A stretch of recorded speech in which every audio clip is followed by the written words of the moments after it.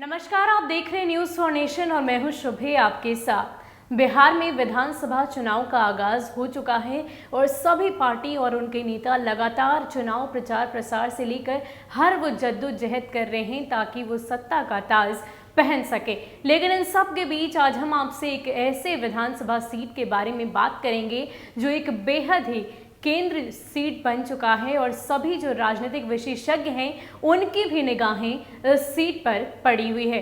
जी हां, हम बात कर रहे हैं जमुई विधानसभा क्षेत्र की। दरअसल यहां पर 3 राजनीतिक दलों के बीच एक बड़ा ही त्रिकोणीय मुकाबला है और इसका क्या कुछ असर होगा और कौन से नेता यहां पर मुकाबले में है वो हम आपको बताते हैं कि इस विधानसभा क्षेत्र में ऐसी क्या खास बात है कि सबकी निगाहें इस पर टिकी हुई है। कोरोना संकट काल में हो रहे बिहार विधानसभा चुनाव 2020 के प्रथम चरण में जमुई जिला के 4 विधानसभा क्षेत्रों में जमुई के मतदाता अपने मताधिकार का प्रयोग कर अपने प्रतिनिधि को चुनने का काम करेंगे। परिणाम क्या होगा, जमुई की जनता किसको अपना प्रतिनिधि चुनती है, इस बात का खुलासा तो 10 नवंबर को मतगणना के बाद ही पता चल पाएगा। लेकिन राजनीति पंडितों की नजरें यहां पर टिकी हुई है। कारण है कि यहां 2 विधानसभा क्षेत्र हॉट सीट बन चुकी है। इन 2 हॉट सीटों में फंसी है 3 राजनीतिक घरानों की प्रतिष्ठा और इन दोनों विधानसभा क्षेत्रों में रची गई चुनावी चक्रव्यूह को तोड़ने वाला कौन बनेगा अर्जुन, इसको लेकर तरह तरह की चर्चाओं से जिले का राजनीतिक तापमान बढ़ता और घटता दिखाई दे रहा है। दरअसल जमुई जिला के 2 विधानसभा क्षेत्र हैं, पहले चकाई और दूसरे जमुई, जिसको लेकर चर्चा चारों ओर चल रही है। इन दोनों क्षेत्रों में प्रदेश और देश के राजनेताओं द्वारा इस तरह के चक्रव्यूह की रचना की गई है कि मतदाता उस अर्जुन की तलाश में लगी है जो इस चुनावी चक्रव्यूह को तोड़ सकता है।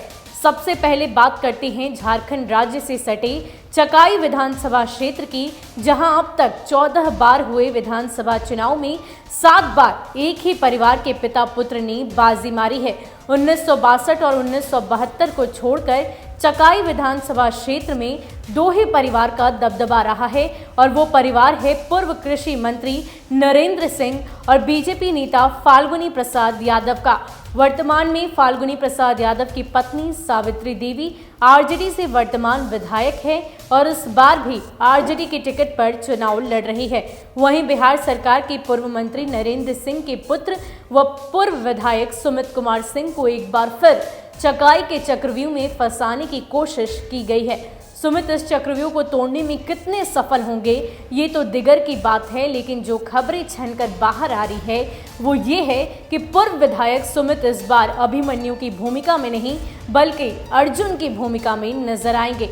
जमुई जिले का चकाई ही एक ऐसा विधानसभा क्षेत्र है जहां 14 बार हुए विधानसभा चुनाव में 7 बार पिता पुत्र की जोड़ी ने अपने विरोधियों को शिकस्त दी है और विधानसभा की चौखट को पार किया है। इसके बाद पूर्व मंत्री नरेंद्र सिंह के पुत्र ने संभाली चकाई की कमान और 2005 के फरवरी में हुए विधानसभा चुनाव में नरेंद्र सिंह के पुत्र स्वर्गीय अभय सिंह ने चकाई से जीत दर्ज की। लेकिन 2005 के अक्टूबर में हुए विधानसभा चुनाव में उन्हें बीजेपी के फाल्गुनी प्रसाद यादव से हार का सामना करना पड़ा। फिर 2010 के चुनाव में नरेंद्र सिंह के एक और पुत्र सुमित कुमार सिंह ने चकाई में अपना झंडा गाड़ा और जेएमएम के टिकट पर पहली बार चुनाव जीतकर विधानसभा की चौखट को पार किया। 2015 के चुनाव में सुमित कुमार सिंह को बीजेपी नेता स्वर्गीय फाल्गुनी प्रसाद यादव की पत्नी सावित्री देवी से हार का सामना करना पड़ा और 2015 के चुनाव में बीजेपी और हम के बीच हुए गठबंधन के कारण सुमित कुमार सिंह हम के टिकट पर चुनाव लड़े और सावित्री देवी ने बीजेपी से टिकट न मिलने पर आरजेडी का दामन थामकर चुनाव में जीत हासिल की। वहीं अगर जमुई विधानसभा क्षेत्र की बात करें तो यहां भी अंतर्राष्ट्रीय स्तर के निशानेबाज गोल्डन गर्ल्स के नाम से मशहूर पूर्व केंद्रीय मंत्री दिग्विजय सिंह की पुत्री श्रेयसी सिंह का मामला अजय और विजय के चक्कर में फंसता नजर आ रहा है।